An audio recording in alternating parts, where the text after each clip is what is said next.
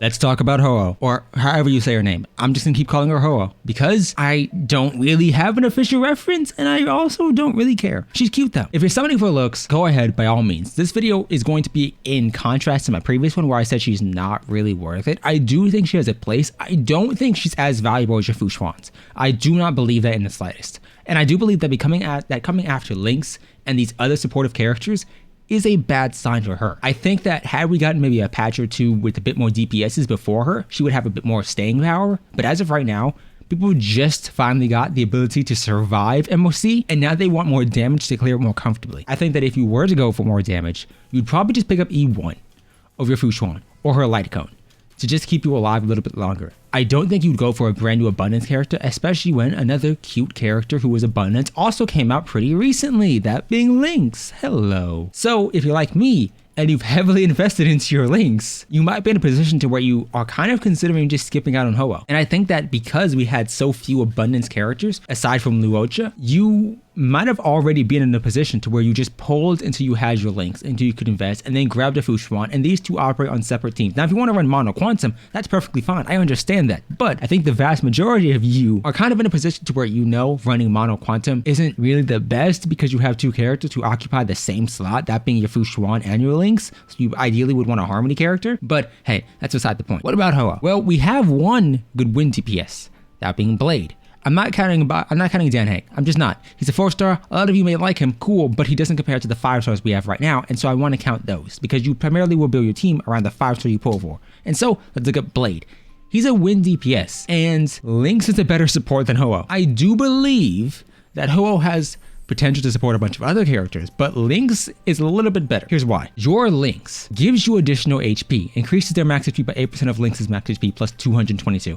This is at level 12. That HP is a damage bonus to your Blade because he scales off HP. So off the rip, right off the bat, her skills benefit his damage more than your HuoHuo would. I understand that a lot of people will point to the fact that HuoHuo can give you energy, meaning you're ulting more often with your Blade, but realistically speaking, your Blade is focusing more on those follow-up attacks. He's focusing much more on, and yes, I understand my Blade is not invested super heavily, but your Blade is going to be focusing more on follow-up attacks. That ultimate is nice, but it doesn't inherently mean he's dealing more damage than if he just got a damage percent buff, which is kind of the downside here. And if we're looking at Lynx's talents overall, you know, survival response, all of these here, your Lynx has a bit more in her kit to help her invest into or help her assist your DPSs and your other survivability characters more than your HuoHuo will. I'm not saying HuoHuo is bad. I don't want you to consider that. But because survival response increases the likelihood of destruction or preservation characters being attacked, this means that if you're using a hunt unit like Zili or like Yanqing or any other DPS, they are less inclined to be attacked than your Blades, than your Embodied Lunais, than your Fushwans. And that means that your Blade will be doing more follow-up attacks, meaning your Blade will be dealing more damage because the HP buff and the chances of him being hit are so increased.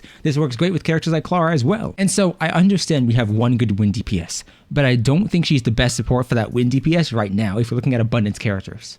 So instead, let's slide on over to the other DPS. Let's hypothetically looking at your Jingliu, your Embodied Lunai, your Jingyuans, and so on. I think that there's a case to be made where these characters are nice, but ignoring Jingyuan because his ultimate, even if hypothetically, let's say she gives 60 energy. If she gives 60 energy, she's equal to your Tingyun in E6. Cool beans. The problem is, Jingyuan's ultimate deals nice damage, but the follow-up attack with Lightning Lord is his main source of damage, so ignore that. Your Embodied Lunai at E2 is a case that can be made for the ultimate having a lot more potential because the action forward is really nice. So I can understand you wanting to focus on that, but that's an each case scenario. So instead, let's look at him at E0. The ultimate deals nice damage. It does help him out a bit, in my opinion, because he does consume some stacks, and he can, at least to a degree, benefit a lot from that. I do think the biggest problem you're going to be facing off against is, yeah, she may benefit hunt characters more often. Let's say hypothetically she ults, she gives Sealy energy, she heals up your Sealy ults again, she gets that resurgence, she does more damage. Cool beans, great. Why then wouldn't you just use a Tingyun? Tingyun is such a good character right now that another character competing for that same slot is a bit of an iffy gamble because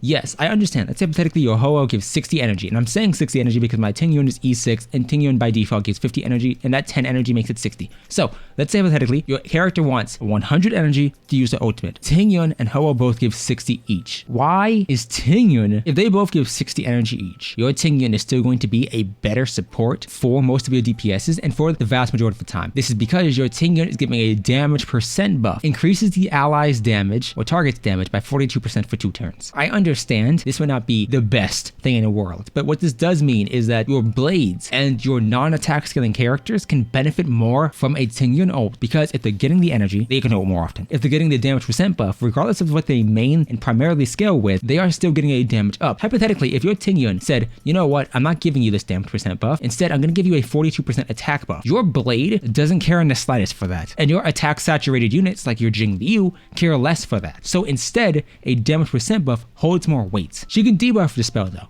Cool beans. So can Lynx. Which I'm not saying Lynx is this exceptional character who completely stomps your other units. What I am saying, it's worth noting. So skill wise, yes, she can dispel a debuff with her skill. Cool, great, nice. So do the other characters, so does your Lynx.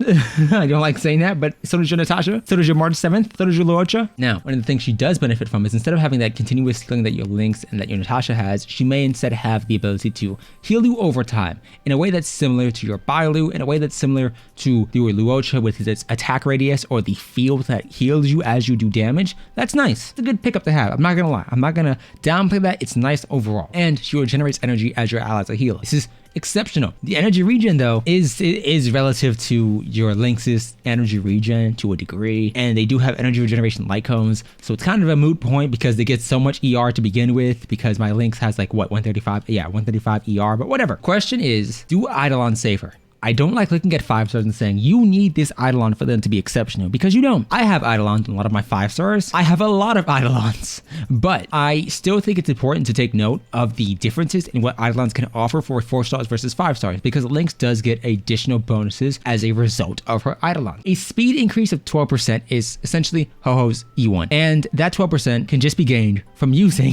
the speed set. I know you likely won't be using it, and maybe you already will be, so who knows. I just don't believe that what you can get from a relic set should be the main reason to pull for an Idolon for a 5-star unit. The additional duration for her healing on hit though, or her healing over time, is nice, but not Idolon worthy. Now, her E2 is the equivalent to, where is it? Your Fu Xuan's E2. That being that you could revive a team member, or it's the equivalent to your Bailu's default ability to revive a teammate. I don't know how valuable it is. We have so many forms of revives that you would just arbitrarily pull for your E2 of Fu Xuan to get that crit damage buff, which is a better E1 than HuoHuo's E1, and to keep your team alive, or just slide in a Bailu, and realistically if you have E6 Bailu, then cool beans, you have 2 revives now.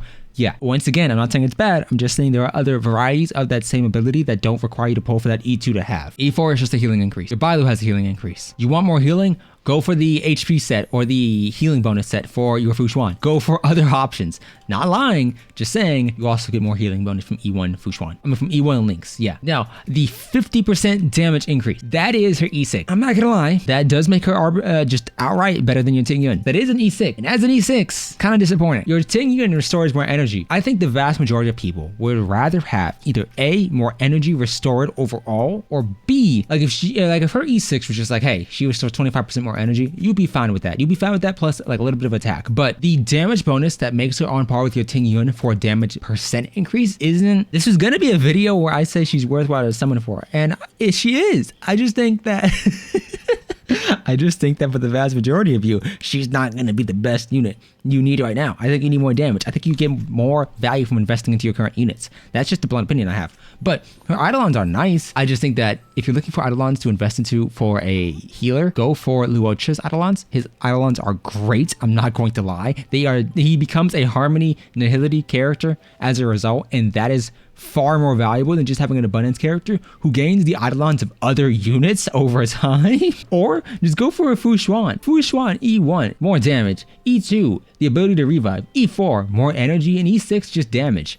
I think Fu Xuan arguably has more interesting Idolons that can help you get through MOC than solely focusing on a healer who, yes, has nice Idolons, but can be comparable to one healer plus a Harmony unit. But hey, if you don't like Tingyun, you can go for a HuoHuo. I think the whole value proposition for HuoHuo it depends inherently on whether or not you have a well-invested Tingyun. If you don't have a well-invested Tingyun, HuoHuo gains so much more value. But if you do, she's just an okay pick. She's decent, she consolidates roles, but if you already have enough characters and you already have enough teams, she is not that be-all end-all of healers you need. Instead, just get a Luocha and be happy. Either way, subscribe, and I will see you next time.